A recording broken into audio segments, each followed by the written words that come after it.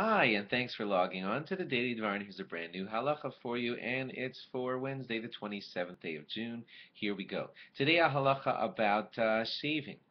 For the basics, you should just know that passing a blade over your face, now that means the old with foaming gel put on your face and then a razor blade scraped against your face gently, that's not allowed according to halacha. And that's because God tells us through the Torah clearly that a blade should not pass over our flesh. That's why, according to Orthodox Judaism, shaving with a blade that slides against your skin is not considered proper for a man against his face on his beard and the corners of his head, etc. Now, when it comes to electric shaving, so there are very, very strict people who believe that their beard should never be touched in their whole life. There are Jews who do that, you know that. And there are, of course, Orthodox Jews who shave every day. What's up with that? So here are the basics on that.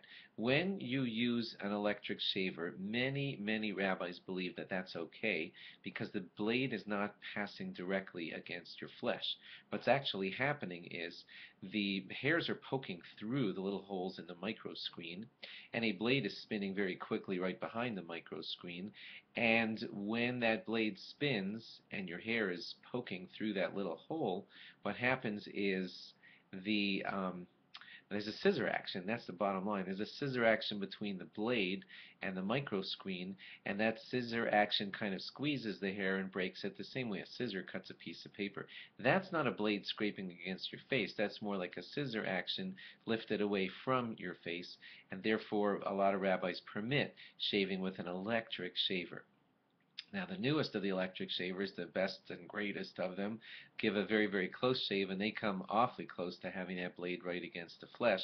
And so what a lot of people like to do is they go to their very competent local Orthodox rabbi with a shaver that they intend to buy, and they ask him about that shaver in advance before they buy it, and he can check out for you if that's going to be a lift and cut action, or I don't know all the different names, but he'll be able to tell you if the brand that you're buying is really a blade right against your flesh, or if it's more that scissor action which is permitted. Only a really competent rabbi knows about all this stuff, and hopefully you'll be able to find one before you buy your next shaver, or if you want to check the one that you use right now. In general, if it's an old shaver and it's dull, most often, dull-ish, then most often it's not going to be a problem and it's going to be permissible. But you might want to check with your rabbi if you want to adhere very carefully to this law. Thanks for logging on, and log on again tomorrow for more. Bye-bye.